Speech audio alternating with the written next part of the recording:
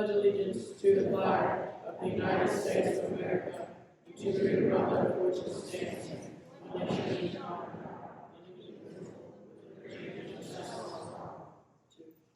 Thank you. You may be seated.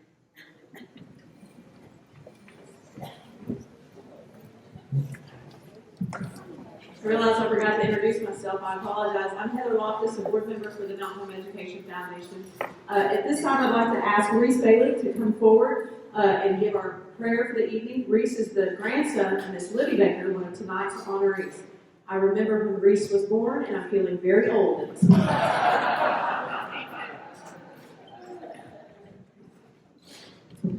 Yes, good evening. Like Heather said, my name is Reese, and I'm a proud alumni of Mountain Home, Go Bombers, 2004. And yes, Foundation has to say a prayer, so we pray with you. Dear Heavenly Father, Lord, we're just so blessed to be here this evening. Thank you so much for all of the inductees and the impacts that they've had, not only on their communities, but throughout the world. Lord, thank you for the Mountain Home education system, all the teachers, all the administrators, all the coaches that just pour into the students and the education in this community. We're so blessed and we're so thankful for that. Lord, we ask that you be with the food this evening, that you bless it to the nourishment of our bodies, that you keep us safe, that you keep us healthy, and it's in your Son, Jesus' name, that we pray. Amen. So here's what we're going to do. We're going to eat dinner first. They're going to bring all the food out to you. Feel free to get up and continue fellowshipping with each other. Mrs. Hacker is in the audience. I, for one, haven't had a hug from Mrs. Hacker yet. I know several of us want to see her as well. So continue to celebrate. We'll serve the food, and then we'll get started real quick. Thank you, everyone. If I can go ahead and have everyone's attention, we're going to get the program started. Please continue to eat. Is everyone enjoying the food? Good. Very good. Y'all did a great job. All the staff. Let's go ahead and start with our first video tonight, and our first inductee will start our program first by honoring Ms. Carol Wicker. Woo!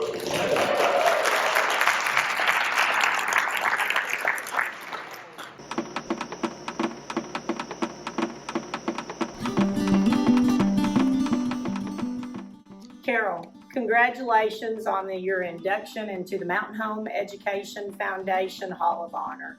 You know, we knew this day was going to come because of the wonderful teacher that you were in the classroom, that you still are when you do your side tutoring. And, you know, no one deserves this better. There's only one Carol Wegerer. You have given so much to thousands of students, parents, teachers, administrators. Every day you walked in this building, you were a professional. You were a force to deal with. No one can fill your shoes. Once you left here, as a chairperson of the math department, as an educator, as a mentor, you have stood the test of time. We are so proud of you. I also want to thank Mike and Paige and Kelly and Ryan for sharing you with us through all those years. And that, you know, we will never forget the WEG bread. Students still come back that we see come back on campus and are wondering where you are. And I always tell them that it was time for you to have time with those grandbabies. So congratulations, Carol. You know, we could tell thousands of stories. Of course, you know, my favorite story is the one where I got to come in one day at school and you were telling me you were writing an email and you asked me to come over and check what you had written. And it was a parent questioning whether bonus points should be given. And once I read that email, I thought, my daughter's in your class and there is no way I am going to mess with questioning your grading policy, your bonus points. And I walked out of there going, wow, I will never live up to that. So once again, thank you for laying the path for those of us who needed a mentor, who needed to see how enthusiastic you were about being a math educator. And more of our young teachers need to see you come back and show how you used to teach a classroom. There was not a moment wasted. Time was always, or teaching was always, bell to bell. So know that you laid a foundation for those of us that got to see you in action. Just so proud that this honor has befallen on your shoulders. You deserve it like no one else. Know that we love you. We miss you to this day. And just congratulations and thanks for all that you gave to us. The woman, the myth, the legend, Mrs. Wegerer. Teachers play such an important role in shaping the lives and futures of their students. And I can without a doubt say that Miss Weg was very vital in my high school years. I had Miss Weg for pre-calculus my junior year, and since I had Algebra 1 my 8th grade year, I didn't actually need a math my senior year. I'd already had my math requirements to graduate, but I knew Miss Weg taught senior math, and if this tells you anything about just how good she was, I went ahead and took it anyways. Miss Weg had this way of just engaging every student. She knew exactly how to get the best out of everyone, whether that be just push them one a little extra, show them maybe a little more compassion, a little more care, a little extra time. She just had that way about her of getting that extra little mile out of each student. Going on about compassion, Miss Weg was just one of the best of it. She truly loved her job. And you could just tell she had this aroma about her. She just loved it. And to go further, she loved her students. I've said it 100 times and I'll say it again. Miss Weg is that teacher that you go back and see. With that being said, it was a few years ago, I was mentoring an AAP group and we got done a little early and I was talking to the teacher and I was like, hey, I'm gonna go see Miss Weg. And as soon as it almost came out of my mouth, she looked at me and she's like, she retired, right? And it broke my heart that I couldn't see her that day. One thing about Miss Weg, her recommendation letters. Miss Weg was the go-to if you needed a recommendation letter. Rumor has it, she wrote a recommendation letter for a student and they offered Miss Weg the job. Just kidding. But last and certainly not least, Miss Weg's famous cinnamon bread. Everybody and their brother knows about it. Absolutely to die for. And this just goes back to Miss Weg's compassion, care, and love for her students, and just going that extra mile above what's required of just being an educator. So with all of that being said, it's without a doubt that Miss Wegerer has certainly more than earned her spot in the Mountain Home Education Foundation Hall of Honor. Congratulations, Miss Weg. Congratulations, Mrs. Weg. I'm so proud and happy for you being inducted into the Education Foundation Hall of Honor. I have many fond memories of you being here at the high school and especially your work with the academy system.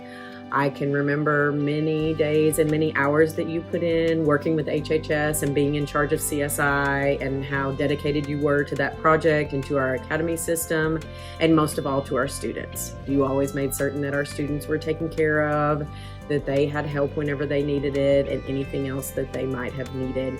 And also us as teachers, you helped us too. I remember you helped me tremendously with the academy system when I came to the high school and kind of showing me what it was all about and what HHS was all about.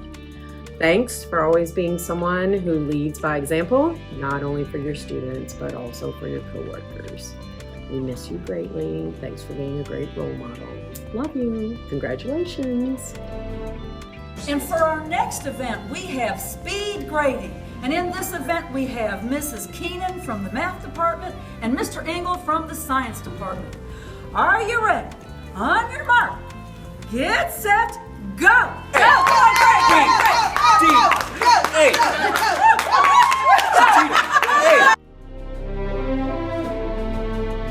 Hello, I am Mrs. Wegerer, and this is the Wegerer Cinnamon Bread Speed Race. I teach math at the high school, and our competitors this year are Coach Fulcher, Mrs. T-Jack, and Coach Bevel. And we're gonna see who's gonna be the winner. Here's the rules. Number 1, no hands behind your back. Number 2, whoever eats their bread first wins. Let's see who gets the gold. On your mark.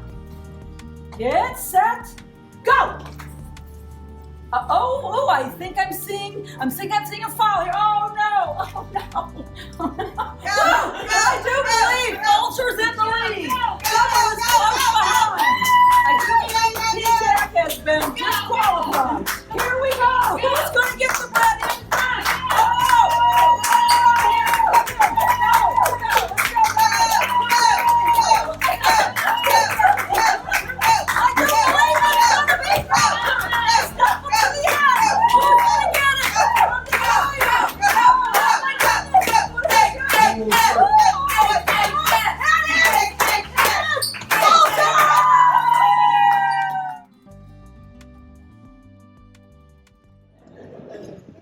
It is my honor to introduce to all of you Mrs. Carol Weber.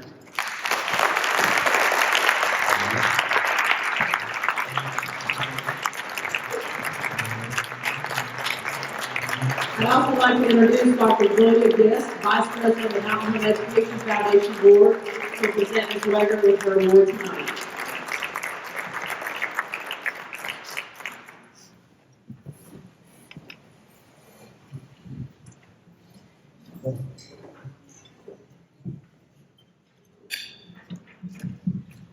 Well, hello. I thought I would be a lot more nervous than I am. As long as no one's got a stopwatch, I'll be okay, because I know I only have so many minutes. But I just can't tell you how much fun this has been, this whole experience. I want to thank the Mountain Home Education Foundation for that, and Jennifer Crawford. And just a side note to you all from the foundation. You know, teachers, all the teachers here, you're dream builders. You're the ones that you build dreams for those kids. But foundation, you're the ones that make them real. You're the ones that keep them going, because you're the ones that help finance so that they can see those dreams, and that's just immeasurable, and I thank you for that. As I look around the room, I'm seeing a lot more students than I thought I'd see. And many of you I've had 1 or 2 times, and some of you not only have I had a couple times, but I've taught with you. Others of you have truly become my family. I have teachers that I've taught with at the middle school, my gut buddy friends. I've got the junior high friends. I've got my high school friends that I left, and they're still there, just carrying on and making it get done. And then I have my retired friends that some I make walk with me more than probably they want to, but it's just I see so many families here. But the one that I do have to name, and even though they were in the video, my husband Mike and my daughters, Paige and Kelly, and my son Ryan, have just been there throughout all of this. They've been such a support, and goodness knows they've been so patient. But all the while, and I will never tire of telling people how much I love all of you very much. You are my heart. And then I was told that when I came up here, this time bind, you know, and that's, if anybody knows me, you know, I talk on and on and on and on. And so that can get really scary. But I do have a message, and I'm actually dedicating it to a certain group of people in this room. And I'm dedicating it to the everyday heroes who still show up each and every day to school and make a difference. Whether you're showing up in a classroom, whether you're showing up at the hay barn, the gym, the kitchen, you make such a difference. And I try to tell people when I meet them out in public, it's not just since COVID, it's every day you make such a difference.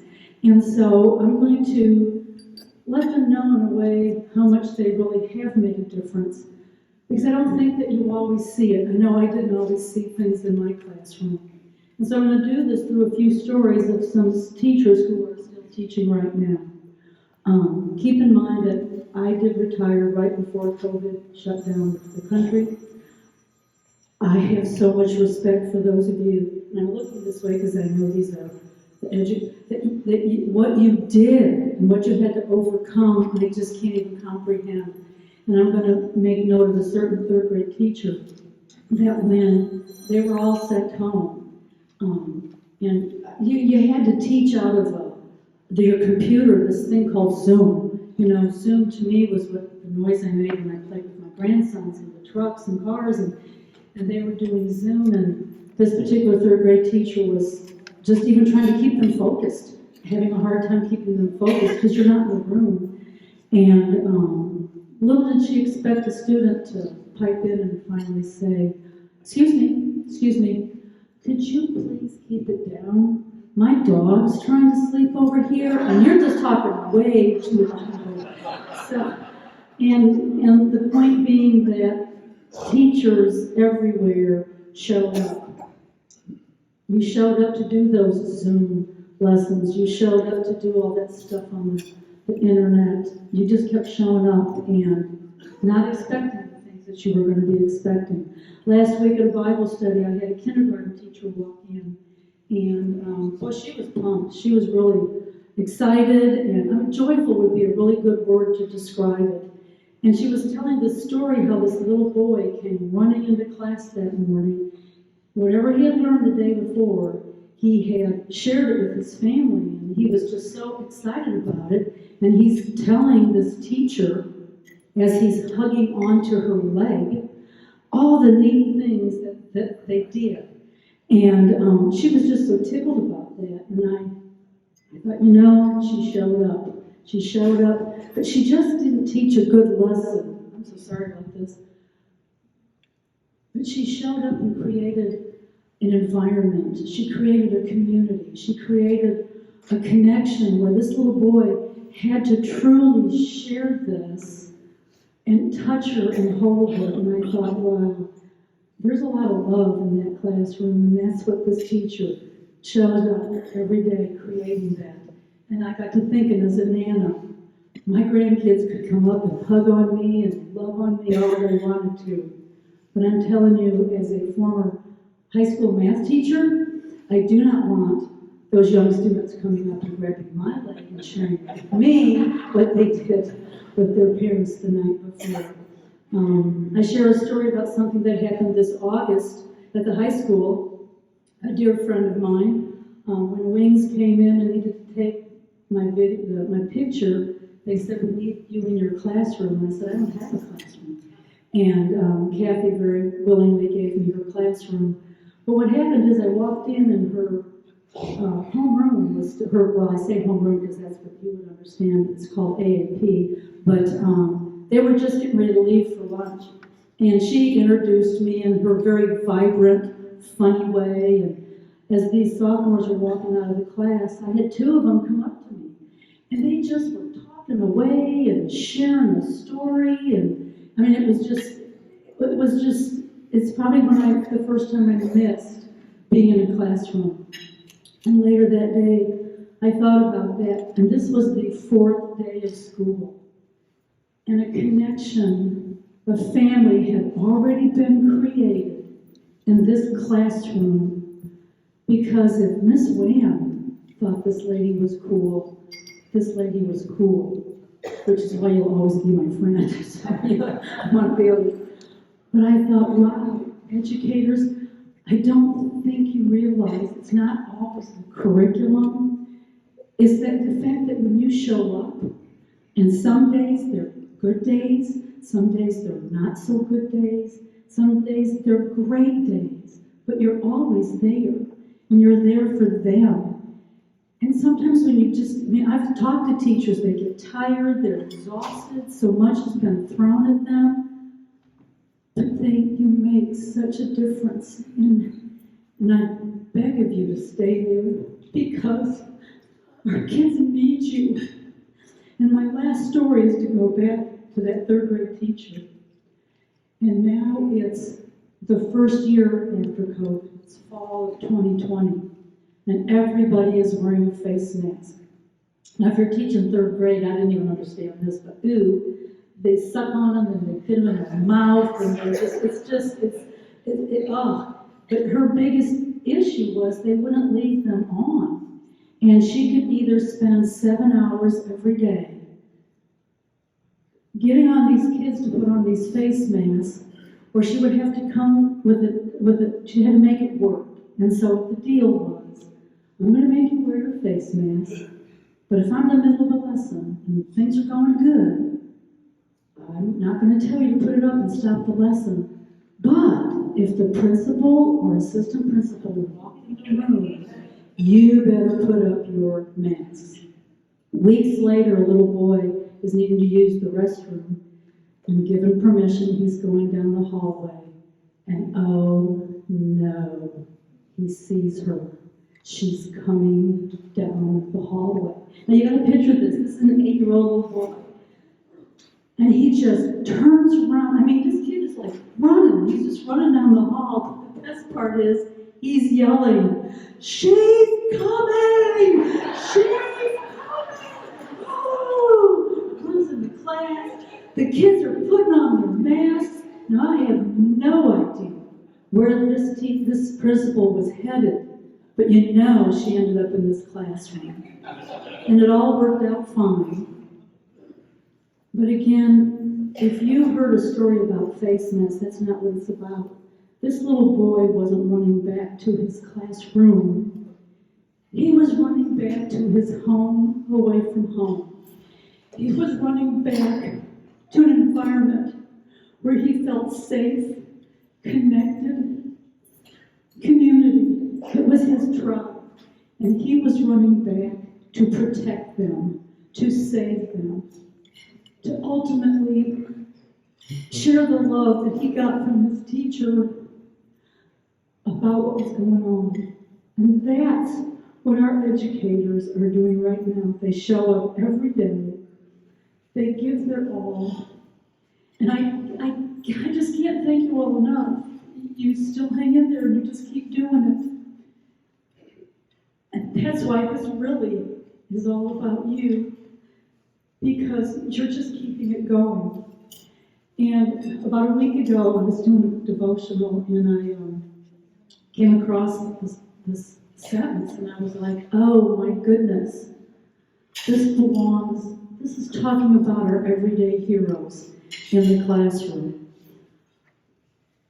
It's by Chris Mendez, and it says, let's be people with a faith that is resilient through challenges, but a heart that is tender and willing to be molded by the hands of God.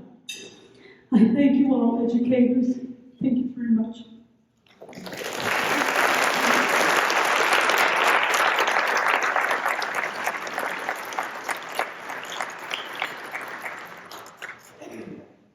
Ms. Weber, the former principal of the 3rd grade is sitting right over there. If we need to, I don't know if we need to follow up on any of that.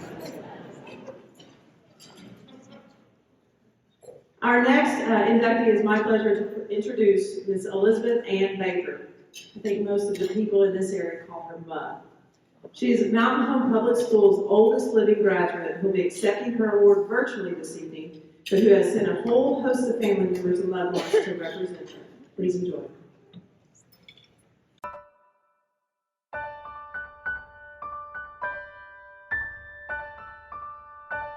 As an assistant superintendent at Mountain Home Public Schools and as her first favorite and oldest granddaughter, it is my pleasure to introduce Mountain Home's oldest living graduate, Mrs. Elizabeth Ann Baker.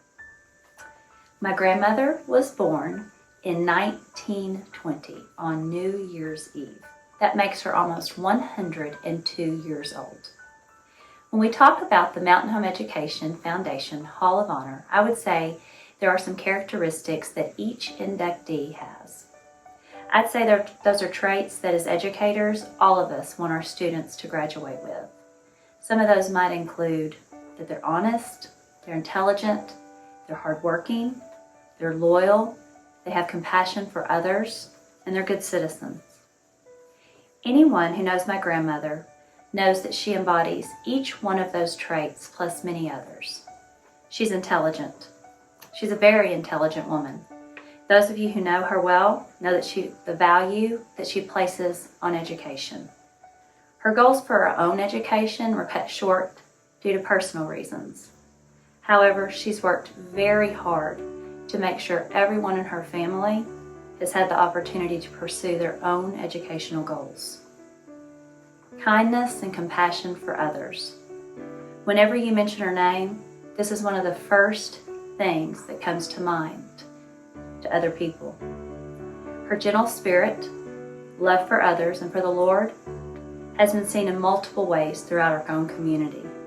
Many stories of how she has helped people with a kind word or a kind deed are told throughout. She's hardworking. She and my granddad were the epitome of hard work. Sometimes when I think about our students today and even myself, we have no idea what hard work really is when we think about the luxuries we have for the basic things that we do. Our family knows what hard work is because of her example. Good citizenship.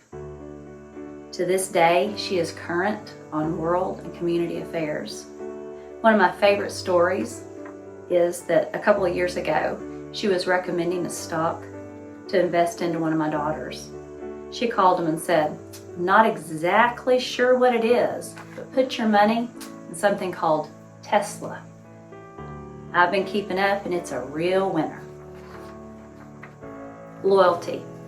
Being loyal to your school, your community, your family, and to your church. No one is a better example of this than my grandmother. If our students today could love their home, their church, their school, respect where they're from, and be devoted to their faith like she is, our world would be a better place.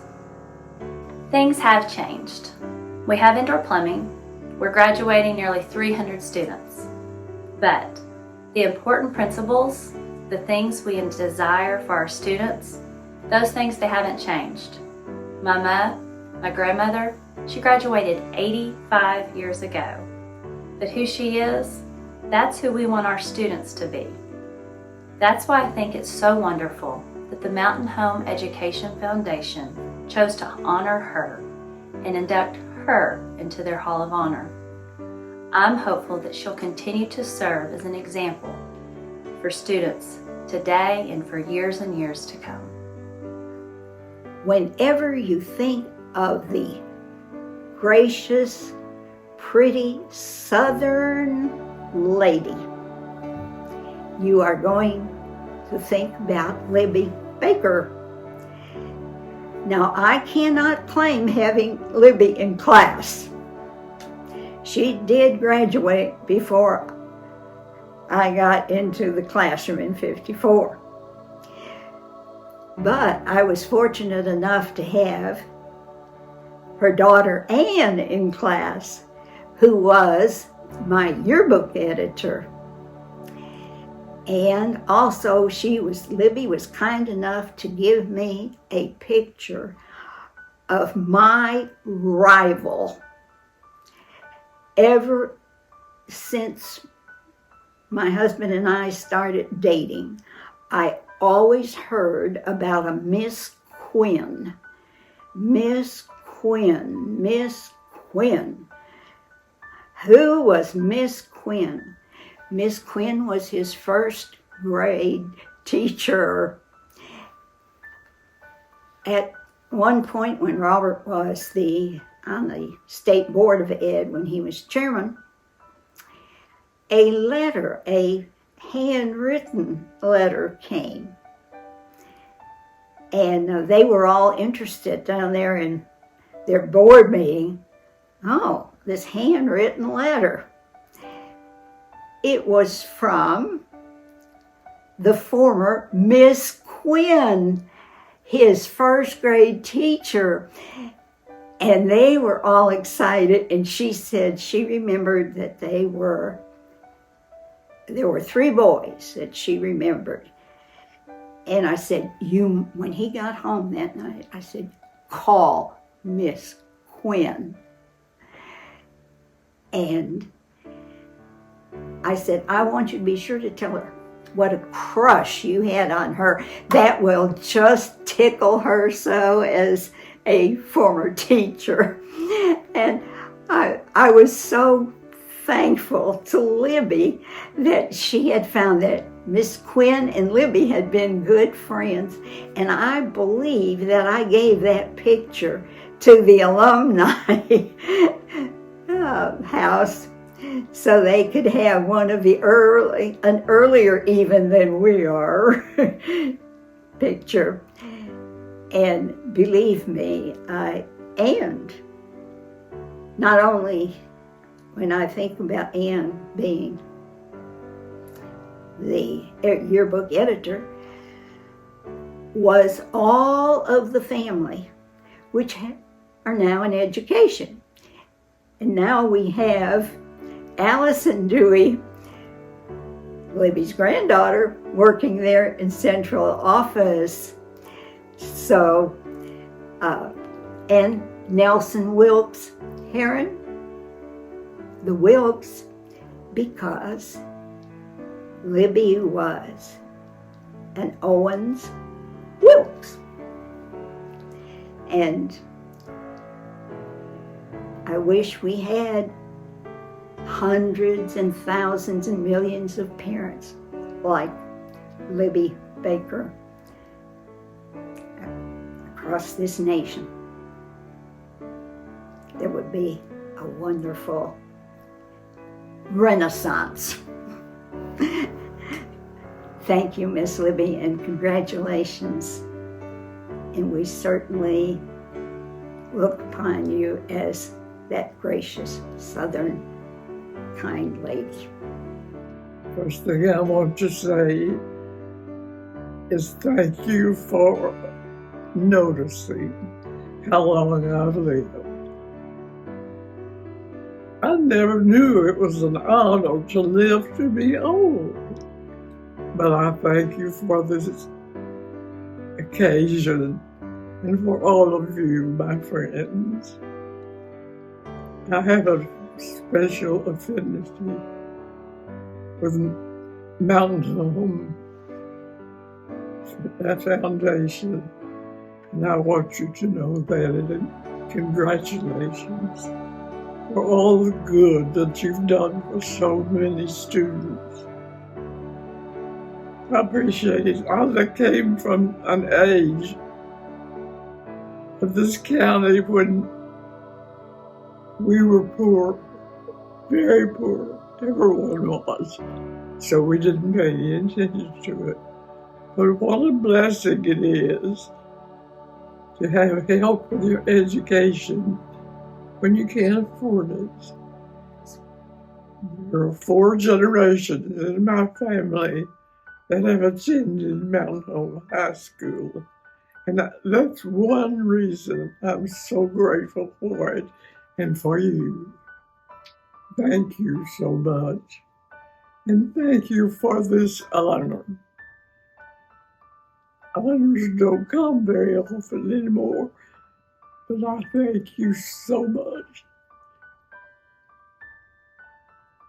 And I hope to see all of you again.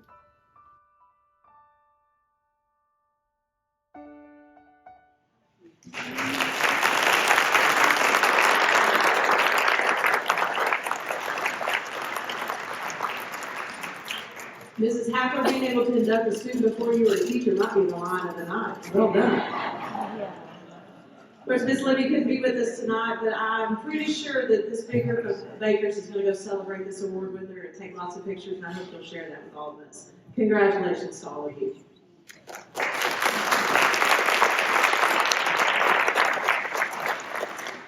It's next my pleasure to introduce the video for our next inductee, Mr. Lonnie Bentley.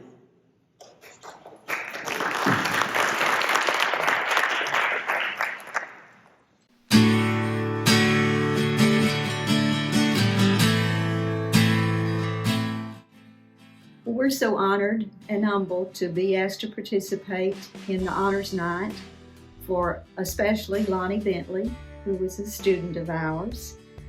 And I've just held Lonnie in my heart for more than 50 years. I had him as a 6th grade student at Nelson Wilkes Elementary School, and that's Della Ruth Heron days. And was a good year. Even then I saw characteristics in Lonnie that I knew would take him far. He was just so full of energy and enthusiastic and eager to learn, but at the same time he was a perfect little gentleman. He was kind to his classmates. and just a joy to have. That was a very special group of kids. Lonnie finished the 6th grade and moved on to junior high, and I moved on to high school. And Mr. Mason was lucky enough to have Lonnie in junior high. And I remember he'd come home, and oftentimes we'd talk about students and what had happened during the day. I can remember him saying, "That Lonnie Bentley is a fine young man." And of course, we agreed on that. But he moved through high school and then was in my senior English class. The senior year is just such a hectic year. There's so much to do, so much to decide, so much stress. But Lonnie made it through, graduated, and as I understand, received a scholarship from the Mountain Home Education Association, and at that time, Fannie Pinkston, and used it, went on to school, and just never looked back. I know worked so hard and had such good support along the way from Cheryl, but he finished his degree at ASU and moved on to Purdue University. You'll hear stories about that, and that's not my story, but I lost contact with Lonnie. I didn't hear from him. I didn't know where he'd gone or what direction his career had taken him. And then one day, Bob Coates, a teacher at Mountain Home High School who initiated our computer technology program, came by, and he'd been to Purdue to visit old friends, and he commented, "You know, there's a young man from Mountain Home who's really making a name for himself at Purdue." But he couldn't give us any details, and I was not able to locate the young man. But later on, Lonnie contacted me after a full career at Purdue and said, "Miss Mason, if you will accept it, if you would like, I would like for you to have a copy of my textbook that I have authored." And I just, my jaw dropped. I was just so happy, so pleased, and the package came in the mail. Couldn't wait to open it, opened it up, and looked at it. And I cried, and I laughed, and I cried. And it's just my prized possession. I treasure it. And I keep it out for everybody can see. And anybody who comes in, I show it to them. I brag about it. I brag about Lonnie. And he has finished his career at Purdue, I guess, but I know Lonnie won't stop. He's doing other things, other important things. And I'm just so pleased and so happy for him and for his family. I was lucky enough to know the rest of his family in high school, and they were just as fine as Lonnie. And I know his children are the same way. They've had wonderful parents, and just it gives me great pride to know that this young man is a product of Mountain Home High School. I want to congratulate Lonnie Bentley for being inducted to the Mountain Home Hall of Fame and putting me on camera. There's a very short list of people I would be on camera for, and he's one of them. And I went to school with Lonnie from grade school to high school. He was always the one in the front of the class. I was the one in the back of the class for some reason. I needed a little help getting stories on Lonnie, so I called up some of our classmates and also some of our teammates from the basketball team. For conditioning drills, Coach LaFevers would run us on line drills. So for the people that didn't know what line drills were, on the basketball court, there's lines every 10 yards or so, and you had to go touch every one. So Lonnie had to go back full speed. He'd always win. He'd always be doing his best, not just going through the motions, just like in life. He would always do things at full speed. And in life, in family, he was always doing his best. And that represented us, and both of those players I talked to, that's one thing they remembered from 20-some years ago, maybe 40 years ago. And so that's made a point on us that he was always a winner, and through life, he showed it. At Purdue, with his books he wrote, through his business he created, he was just great, going full speed in life. And Lonnie, I want to say thank you, because I sent Taylor, my son, to Purdue, and you were such a positive influence on him, and he still recalls you and how positive you were with him. I want to say thank you for that. Congratulations again on your well-deserved Hall of Honor from the bottom of my heart and the rest of the class of 75.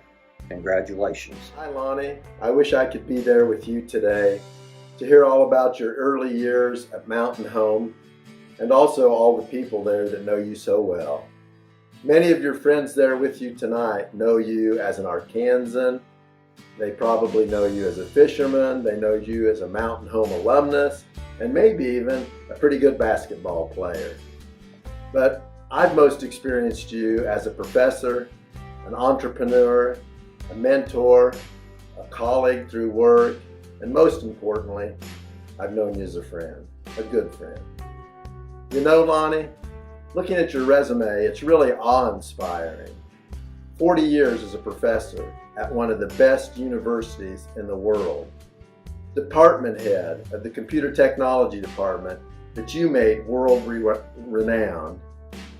And the author of books, co-founder of BATS, one of Purdue's best spin-out companies, and also recognized as one of Purdue's most outstanding inventors.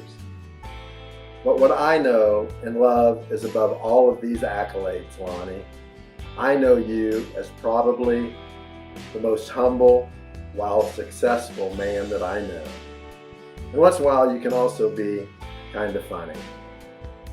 But Lonnie, if you remember, you were just a few years out of college and into Purdue when this terrified kid from Kokomo, Indiana came into computer technology.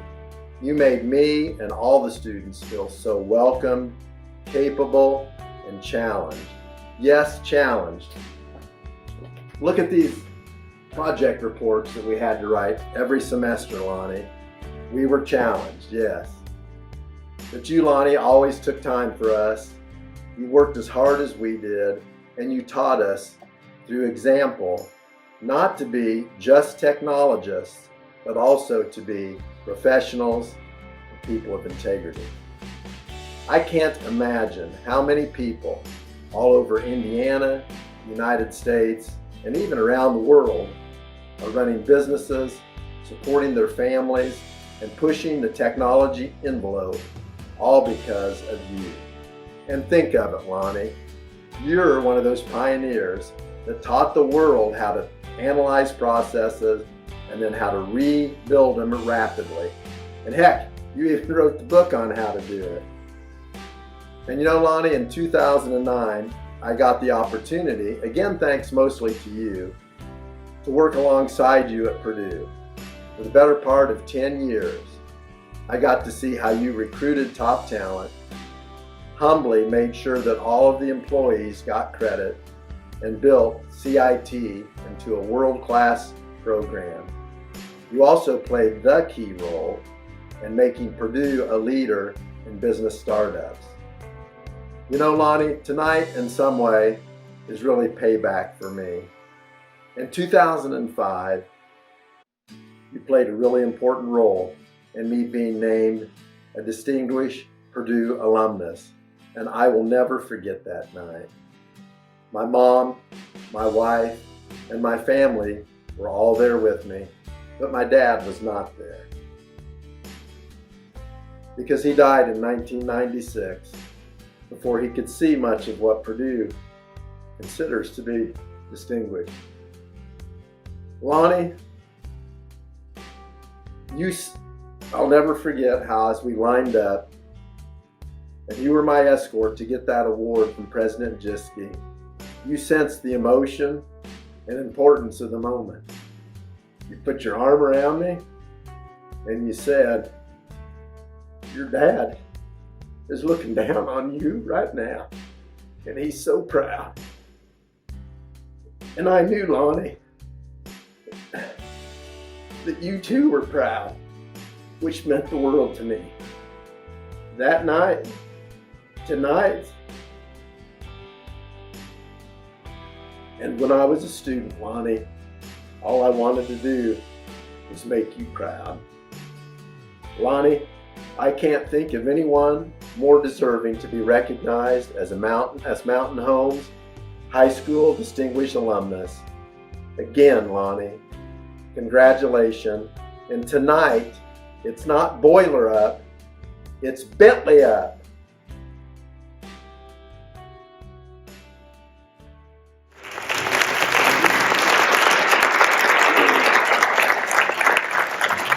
Ladies and gentlemen, Mountain Home School's very own Mr. Lonnie Bentley. Mountain Home Education Foundation Board Member Mr. Bud Gilbert will present the award.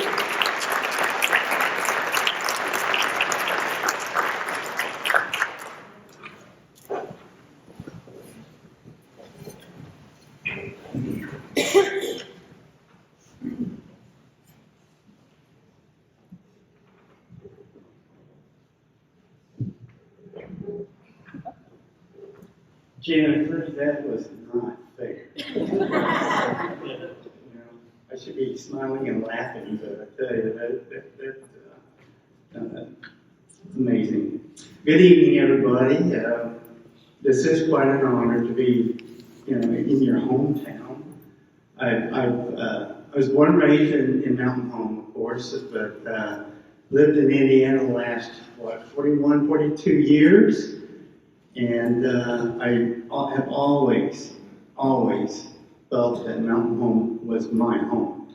So it makes this honor even more meaningful to me. So I'd like to thank the Mountain Home Education Foundation for this event, this honor. But what I really want to do is thank them for their mission and what they do, and that is they seek scholarships to help the youth in your community, and that's very noble. And gee, I thought I could talk faster. I'll collect myself pretty soon here. If you've been reading the extra bulletin or the brochure, whatever, you know that I make a big deal about the fact that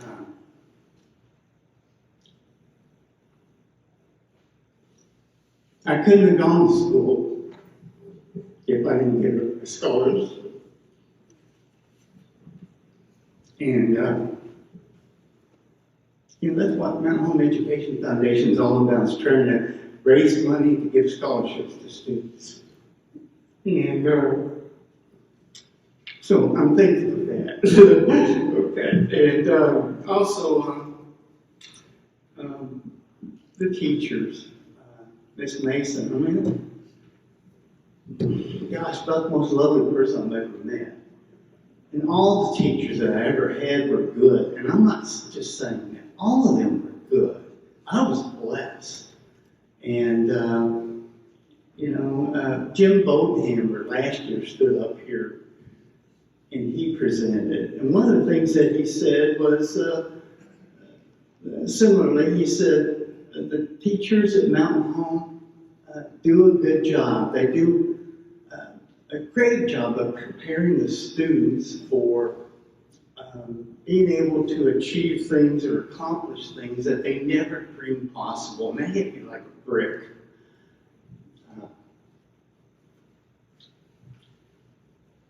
I'm going to tell you what I've accomplished because I got a scholarship and an opportunity. And like he said, to accomplish things they never dreamed possible. I never dreamed I would ever be a professor at a prestigious university. Impossible. Me? I wasn't even a good student. I gave a book to Miss Mason because I was terrible in her English class. So it's impossible.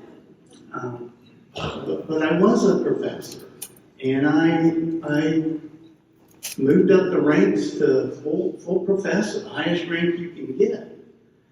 And I became a department head.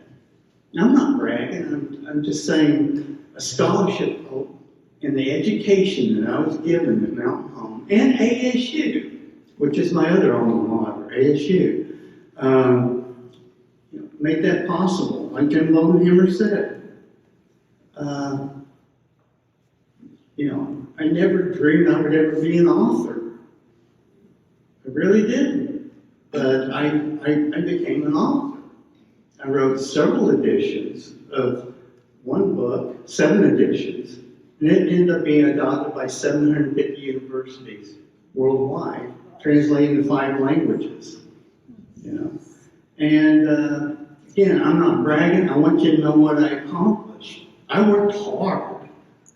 I wasn't brilliant. I worked hard, but I had enough education to back that up. And so I never dreamed to be a professor. I never dreamed I'd be an author. I never dreamed that I would be a researcher or an inventor, because I was. I wrote grant proposals, and they got funded by corporations, by foundations. And I invented some technology, and I received a patent.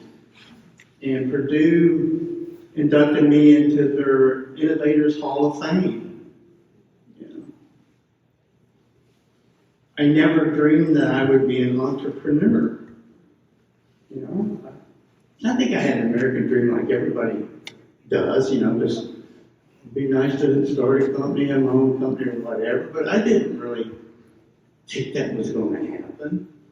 But it happened. I was able to do that. I founded a telecommunications company that ends up being a global company with customers on every continent, over 60 countries we're located in. I ended up being, Purdue awarded me for the outstanding commercialization by faculty at Purdue. You know, it just happened. So, gosh, go back to what he said. Accomplish things you never dreamed possible. You know, that's what I was able to do. And I cannot imagine what my life would have been like if I didn't receive a scholarship. So for that reason, I want to encourage you to think about supporting the Mountain Home Education Foundation. That's what I intend to do. They provide scholarships for your community, your youth, and gives them the opportunity. So I didn't mean to say all that to brag. You know, like I said, I just don't know where I would be if that didn't happen. And I know I went over my 8 minutes. You know, I asked Cheryl, should I talk about my failures and make sure that, you know, she said, I need 8 minutes, not 88. So anyhow, real quick, I want to thank my mom and dad and my whole family. Nothing but encouraging of one another. I want to thank my wife, who happened to be a Mountain Home graduate too. She graduated a year early in 1975, so we could get married and go to college. She's the reason I went to college. I didn't have money, but she basically said, look, I'm going to college. I don't know what you're going to do. So I decided I better get busy looking for a scholarship, and I got that one. Let me tell you a little story there. I applied for all the scholarships that were offered. I didn't get one. Okay? Somebody or that committee reached into the budget or reached into the pocket and created that for me. So, anyhow, you should know that. And last, but definitely not least, you know, as a teacher, 41 years, I've never been able to say or do this. But since I'm retired and not affiliated with anybody, I want to say thank you to my Lord and Savior, Jesus Christ, because man, he's blessed me my whole life. And,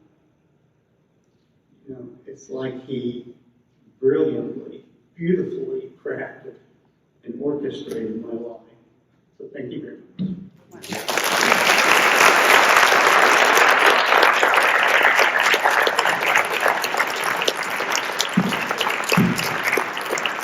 Mr. Bentley, you're back in Mountain Home. You can thank the Lord all you want here.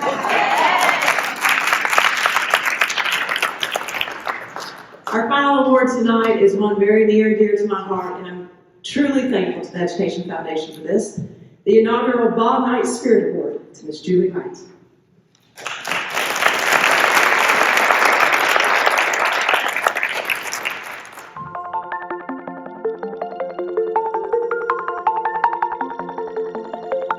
It is my privilege to speak on behalf of Julie Wright.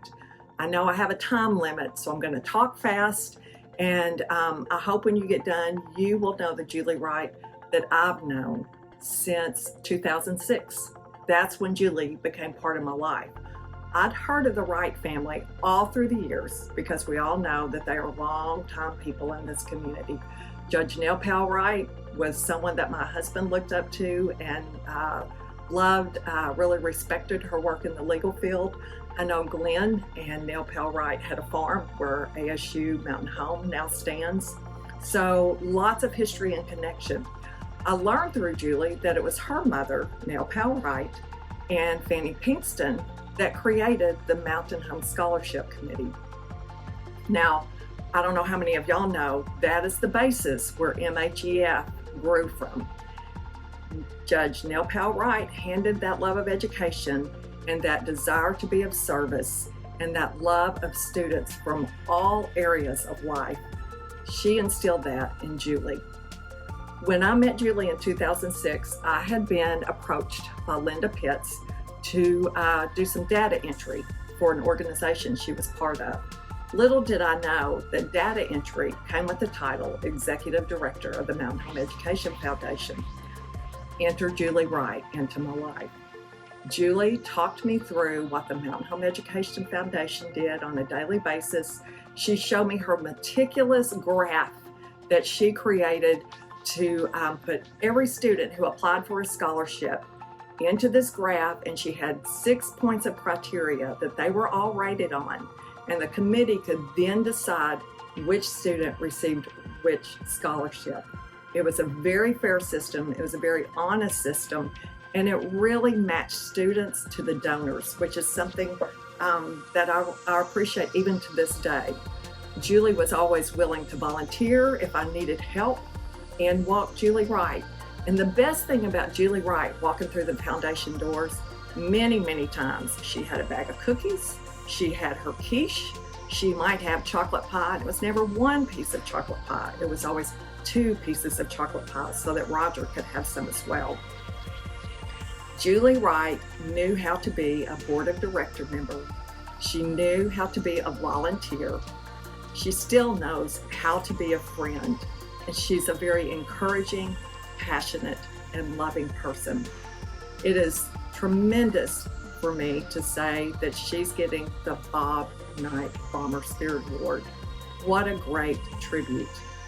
Bob and Julie were childhood peers, friends. They grew up together in Mountain Home when Mountain Home was a small town and you knew everybody. Working with the two of them, they had nothing but praise for each other, and they knew what each other believed in. It is because of that camaraderie, their loyalty to our area, that we now have the Mountain Home Promise. They proved what they believed in their actions, in their financial resources, in their efforts to give back to the future. It's basically what they did. They gave back to make a rich future for the students of Mountain Home Public Schools. Julie, it's about time you were honored. I love you with all my heart, and I'm so proud to call you my friend. Congratulations. Thank you for inviting me to talk about Julie Wright and her contribution to the Donald W. Reynolds Library serving Baxter County. Julie comes by her passion for education and libraries naturally. Her mother was Nell Powell Wright, a local attorney, and she was president of BPW at the time. That group carried petitions to have a millage put on the ballot to support a public library for Baxter County. It passed in 1952, and she was chairman of the library board until her death. And I became Baxter County librarian in 1989, it's a long time ago. Julie, when she moved back to Mountain Home, popped into my office one day and said, "Hi, you probably don't remember me, but I'm Julie Wright." And I assured her, Julie and I went to high school together. She's much older than I am, but she went to high school with me. And I assured her that, yes, I did know who she was. And she said, "Well, I don't want anything. I just stopped by to let you know that if I can do anything for the library, just let me know." And I thought, well, that was awfully sweet. Didn't think another thing about it. We were just kind of in a holding pattern at that time. And periodically she would pop in to say, "Well, do you need anything from me?" And we didn't. And then the need for a larger library became apparent. And Julie stepped forward at that time. She came onto our Library Foundation.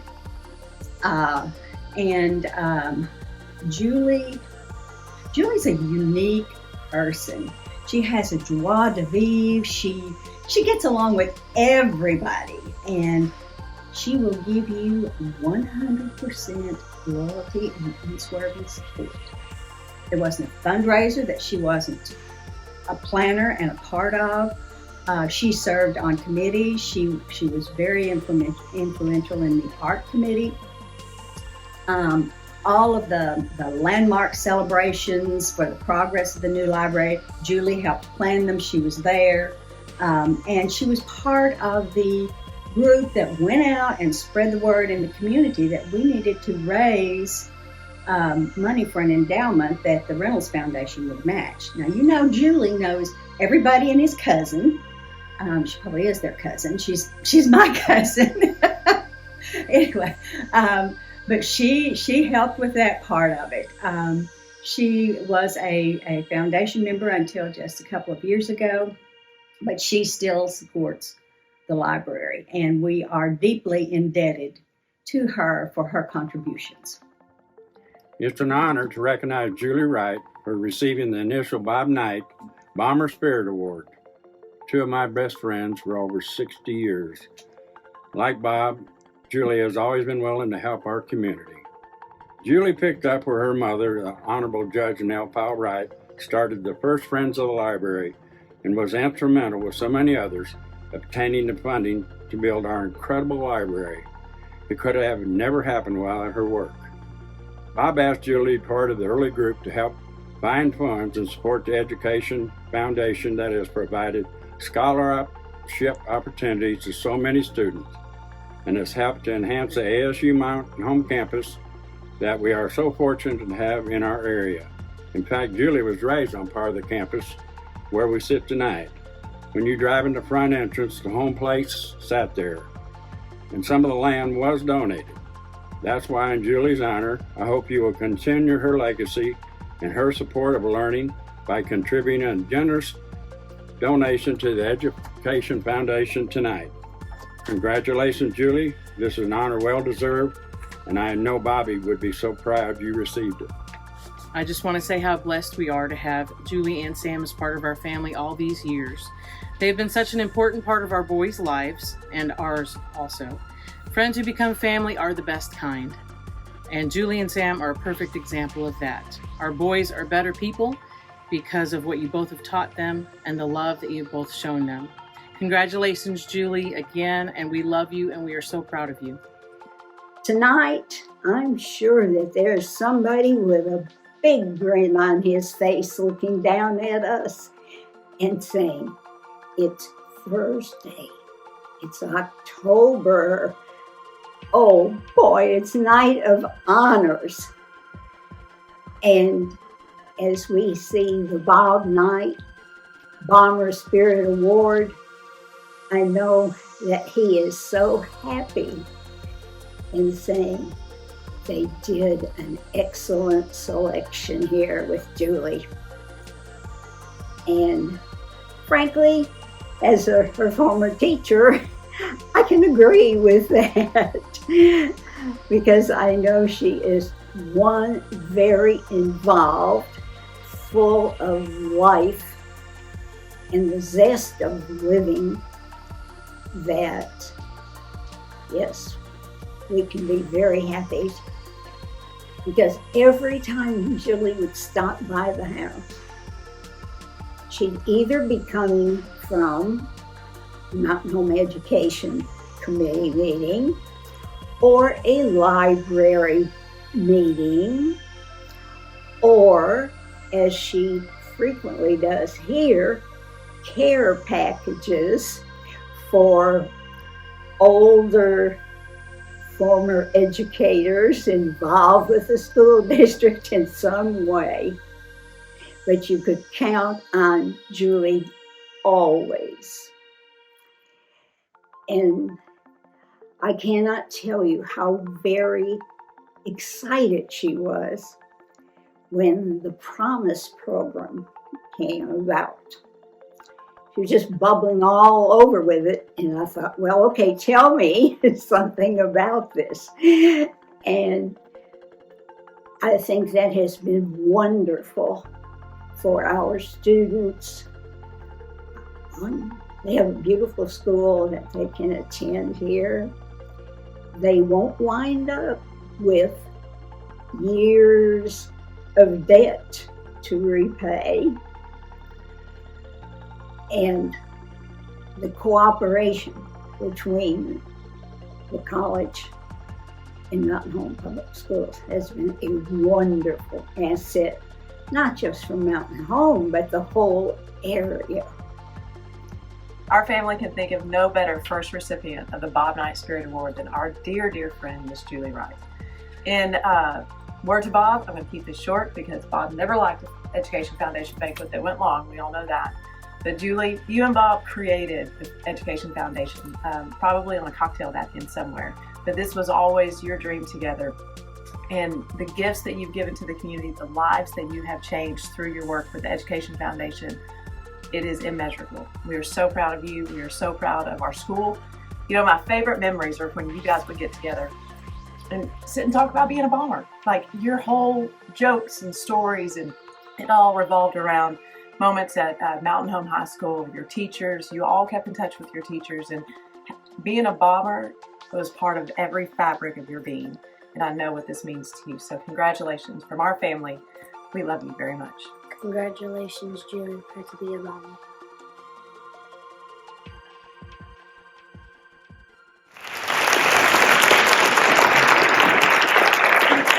Mountain Home Education Foundation Board member Ms. Lisa House, longtime friend of Julie, will present her award tonight. Please help me bring to the stage Ms. Julie Wright.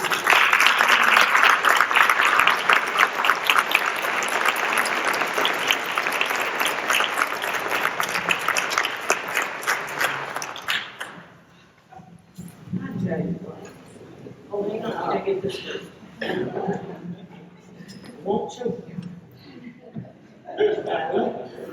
I named these.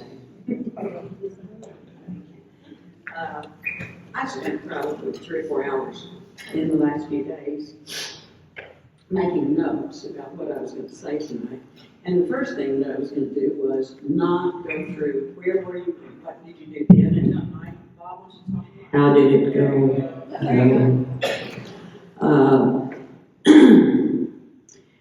I don't even know how to address some of the things that I just heard, but you will understand, Lonnie. And I knew your family, but unfortunately you're so much younger, I didn't know you. Congratulations. And Carol Wecker, I got to know her, and when I was mentoring in the high school, her classroom was right across from one of my better teaching mentors. And Susan and Steve Bergman were good friends, and she and Carol. So I knew that she was perfect, a teacher who should never be allowed to retire. There you go. And Miss Libby was one of my mother's dearest friends, they bought their land there where the family lives now from the same people that we bought, that Mother and Daddy bought ours there where ASU is. And my father bought it first, and the lady that owned it said, why don't you buy this across the highway here? You know, and he said, what do I want in that? And she said, well, you could put some cattle there. And he said, we got cattle out on the farms. We don't, and my mother was saying, yeah, and before long we'll start putting the city limits out, you won't be able to have cows there anyway. So she said, well, what would you want for it? She said, well, now this was in 1951. She said, I think I'd take $10,000 for it all. He said, but I'm not an idiot. You know, what am I going to pay $10,000 for that undeveloped land? Well, you know where it is now. My father was never that smart at buying land ahead of time.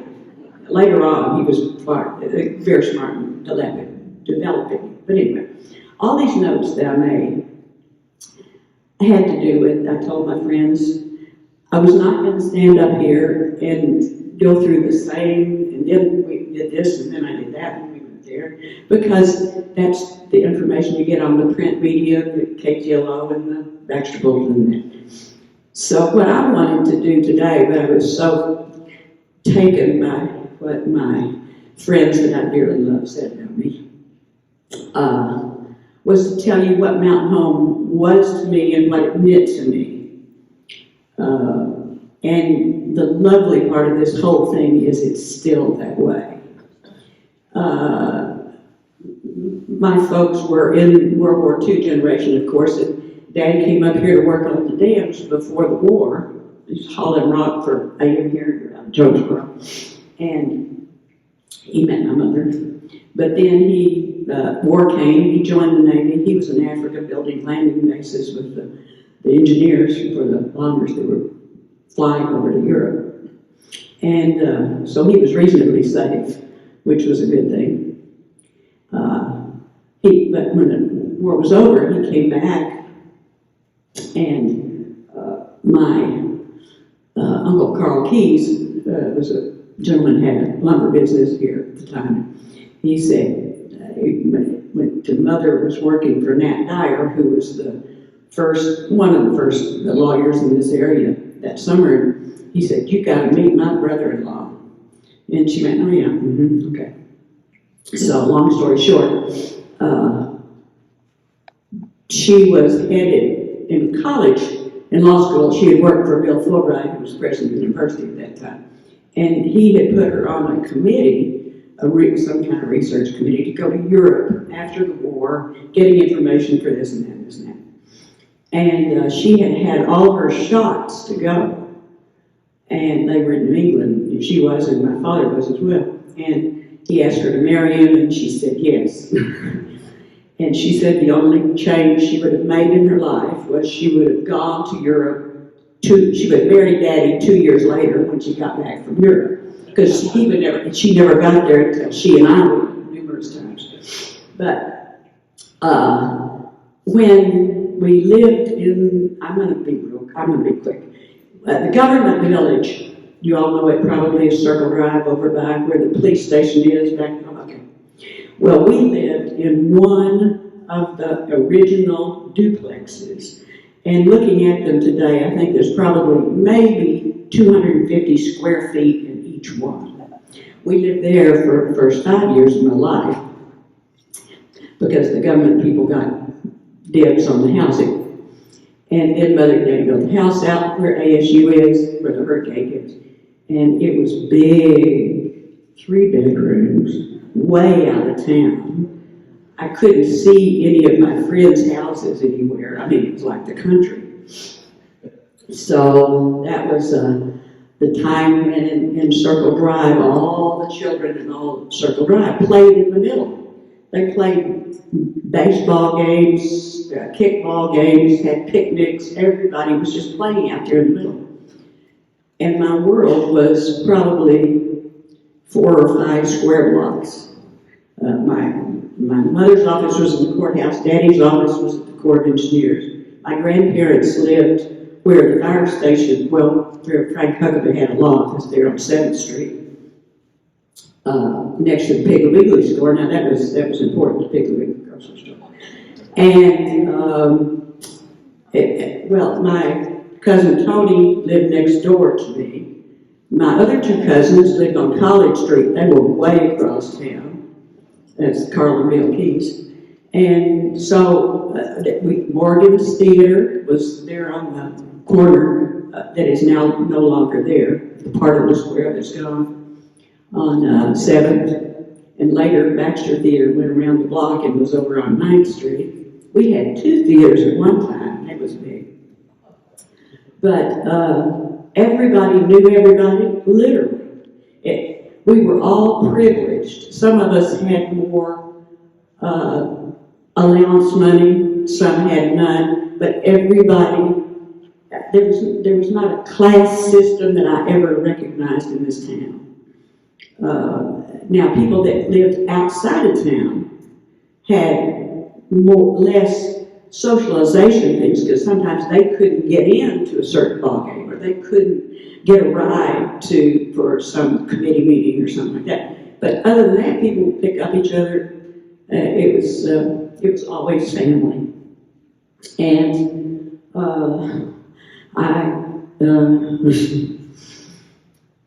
I left thinking, I'll never go back there and live. I love it. I'll go back in the summers and ski, but I'm not, you know. But that didn't take long for me to realize. I figured out yesterday, I think it was, that I've lived in 5 states and 11 places, but you can come home again. When it's Mountain Home, you can come home again. And I've been blessed. These friends of mine, there's a bunch of them over here as old as, I'm 76, and there's a couple of them that are older than I am. We all graduated from high school together. We never lost track, never stopped caring. And I'm so lucky because after about 45 years, my partner Sam and I have raised 2 sons and have 3 grandsons and a granddaughter, finally, thank heaven. But of course they don't live around. They live in California and Indiana, Bloomington, not far from here. But they're very successful and happy and healthy, and that's all you want from your family. My family has always been extended. Molly Morgan has become my little, I don't know where she is now, she's like my little sister. And Roger was just in knee pants, you know.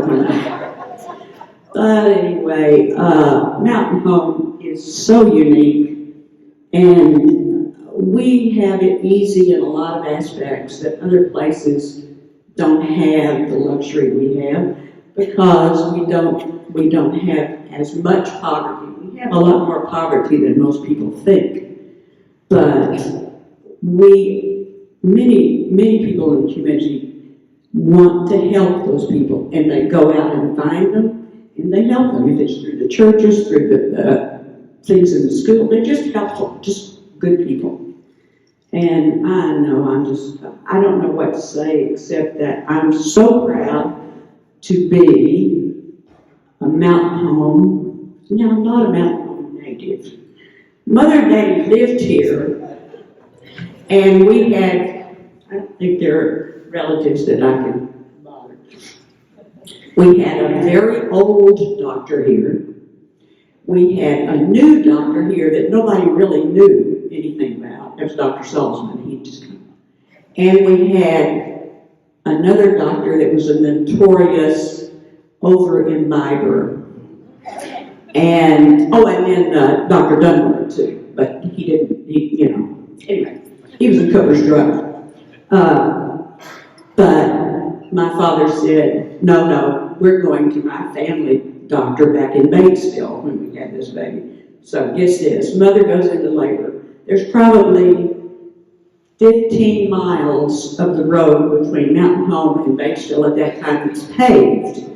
She goes into labor, they bounce to Batesville. I asked her, did you have a quick labor with me? She said, no, I was just glad I made it in the door.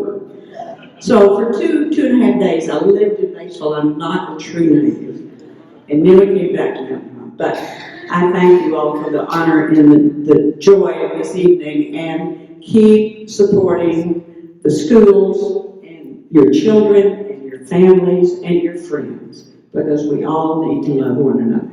Thank you very much.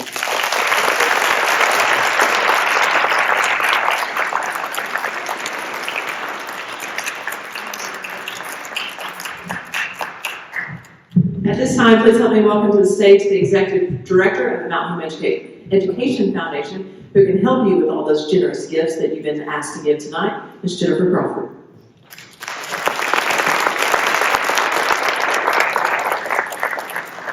Thank you all so much for being here. This has been perfect tonight, so I'm not going to keep you long. I just wanted to recognize a few groups of people here tonight. If you're a member of the Mountain Home Public Schools Board of Education, would you stand for me?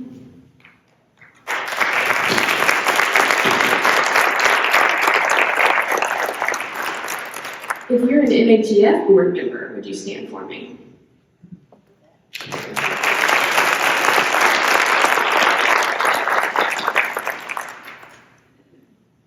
If you are an educator in this room, would you please stand for me?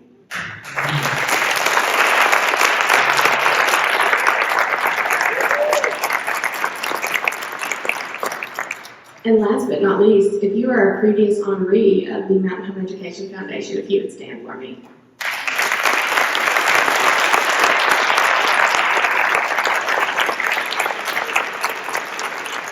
That was the best looking group, that last one.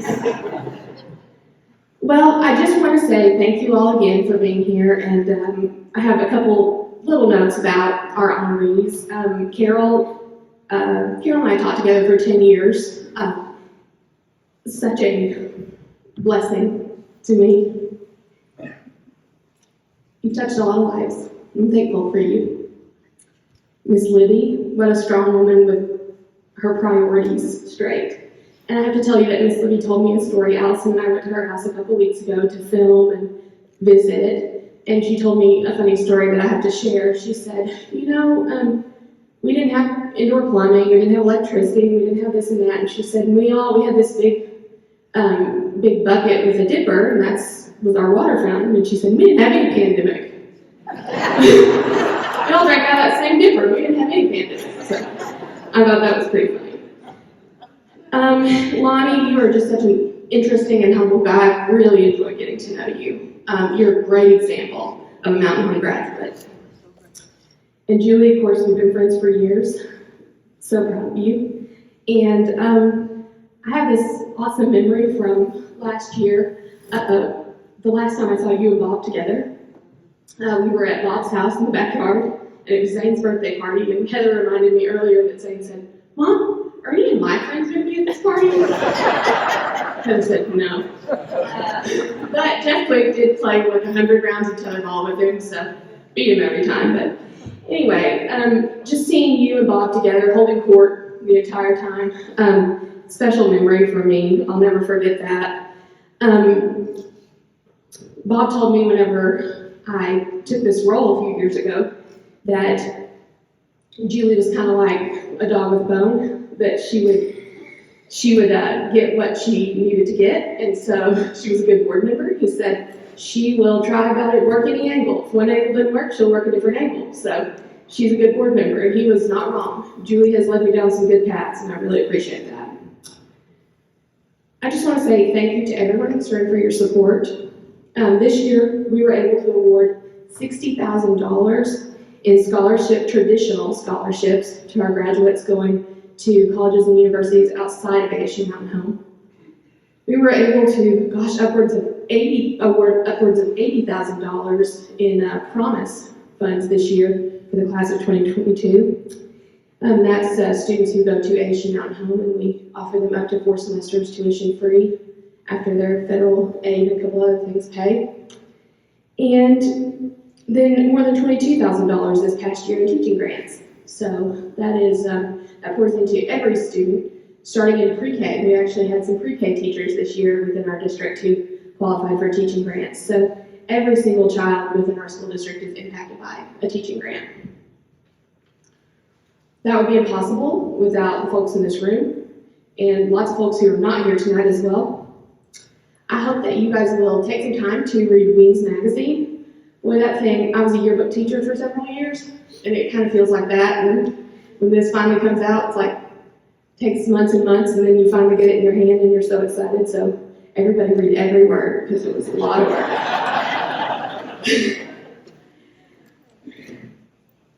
Everyone is working really hard at Mountain Home Public Schools for kids, to give kids the kind of future that they deserve, and really to pour back into this community, which is so important to all of us here. Even Lonnie's been gone 40 years, and he knows the importance of this community. If you want to figure out a way to engage more with us, I would love to visit with you. So please contact me. My contact information is on the inside front cover of that magazine. Reach out. I'd love to connect and visit. You guys have a great night and be safe getting home. Thank you for coming.